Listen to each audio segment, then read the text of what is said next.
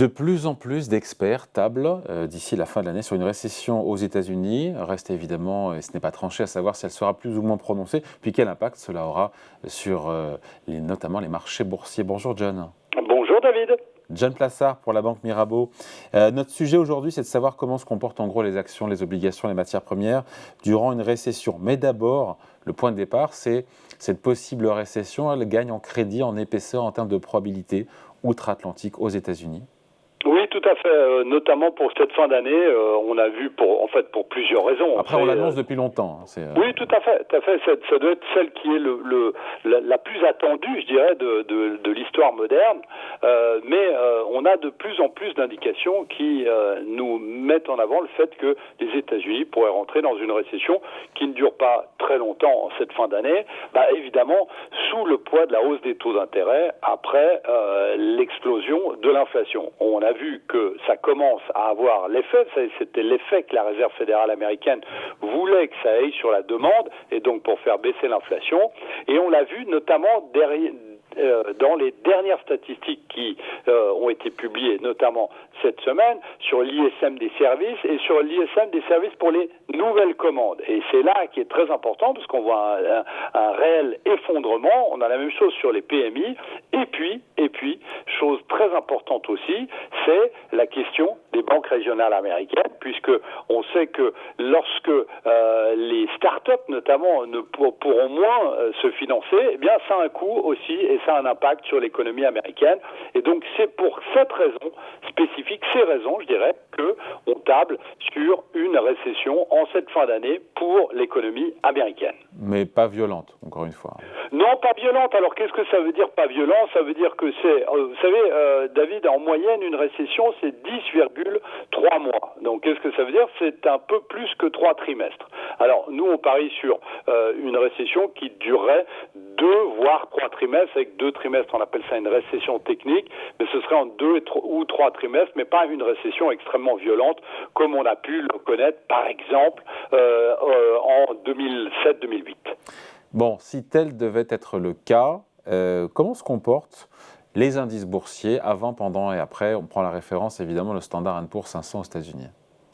C'est une très bonne question, parce qu'on a eu plusieurs récessions qui ont eu lieu depuis 1950, puisqu'on est à près de 12 récessions. Et lorsqu'on regarde, évidemment, eh bien, c'est avant la récession que les marchés boursiers baissent le plus, puisqu'on regarde en moyenne, c'est 12 mois avant, le S&P 500 baisse en moyenne de 3% et 6 mois avant de 2%. Et ce qui est intéressant de noter ici, c'est que, évidemment, c'est dans les anticipations, c'est quand on anticipe qu'on rentre en récession que le marché baisse.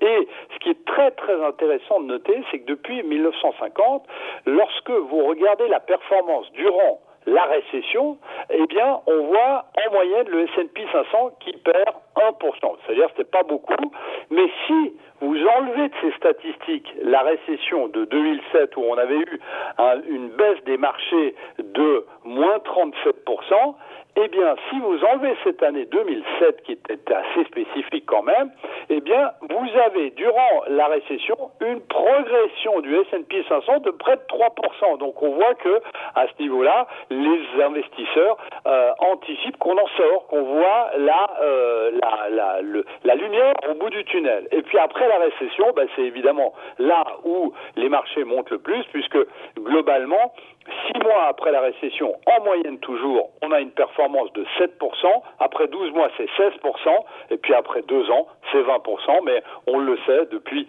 presque 100 ans, les indices ne font que monter. Donc les marchés boursiers montent jamais, ne baissent jamais, même quand il y a une récession? Non, alors juste dans l'exception que je disais en 2007 et puis l'exception de 1973, globalement, les marchés sont ne bougent pas beaucoup ou connaissent quand même une progression de plus de 5 et 10%. Alors avec une moyenne de 3%, mais on voit que globalement, c'est pas une mauvaise période durant la récession. Qu'est-ce que ça veut dire concrètement? C'est-à-dire que si vous investissez lorsque la récession commence, si c'est pas une récession qui dure sur au-delà des moyennes des récessions, eh bien, vous êtes à même de faire de l'argent. Et ce qui paraît évidemment assez contraire à ce que le nom de la récession laisse suggérer, mais ce sont les statistiques historiques qui nous le disent. Bon, un petit mot des obligations. On a parlé des actions. Comment elles se comportent, tout ce qui est crédit et dette Écoutez, c'est une très bonne question aussi parce que d'habitude, lorsqu'on dit qu'on rentre en récession, bien, on va souvent sur des obligations, que ce soit des obligations d'État, que ce soit en Europe ou que ce soit aux États-Unis. Et là, ce qu'on voit, c'est que ce que comporte ou comment se comportent ces obligations d'État, que ce soit, je répète, aux États-Unis ou en Europe, c'est que avant, lorsqu'on anticipe la récession, bien, c'est ce qu'on appelle la duration longue, c'est-à-dire le Bund, c'est-à-dire le 10 ans ou le 30 ans américain, et lorsqu'on rentre en récession et qu'on anticipe qu'on va en sortir, eh bien, on va sur du plus court, de la duration courte, qui est plutôt de 1, 2 ou 3 ans. Et donc, c'est comme ça qu'on le voit historiquement sur le comportement des obligations, c'est-à-dire avant qu'on rentre en récession, la duration longue, et lorsqu'on y rentre, la duration courte. Bon, on se quitte là-dessus. Juste petite question. Certains vous diront, mais c'est sympa tout ça, mais c'est l'histoire, c'est le rétroviseur, c'est derrière nous. Et si cette fois, c'était différent ? Alors c'est une chose évidemment auquel on a pensé, puisque vous savez, il y a une chose, un élément très important qu'on oublie souvent, c'est la réouverture de la Chine. Vous savez que vous avez de nombreux économistes qui estiment que grâce à la réouverture de la Chine, l'Europe notamment, ne rentrera pas en récession ou aura une croissance nulle, mais ne rentrera pas en récession. Ça, c'est la première des choses. Donc, vous savez, lorsque vous observez les secteurs et lorsque vous observez surtout l'évolution des matières premières que nous avons eues ces 50 dernières années, bien, on avait moins de demandes du côté de la Chine. Donc, ce qu'il faut regarder, évidemment, ce qui est différent aujourd'hui, c'est la réouverture de l'économie chinoise. Et on sait, par exemple, que le cuivre, qui normalement est un indicateur avancé d'une entrée en récession, le cuivre pourrait bouger et évoluer différemment parce que la consommation du cuivre en Chine, c'est 50% de la consommation mondiale.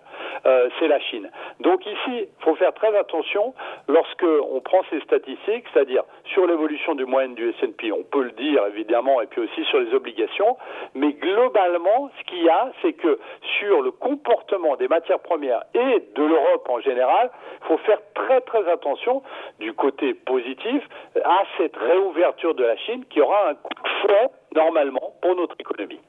Allez, merci beaucoup. Point de vue signé John Plassard pour la banque Mirabeau. Merci John. Merci David. Salut.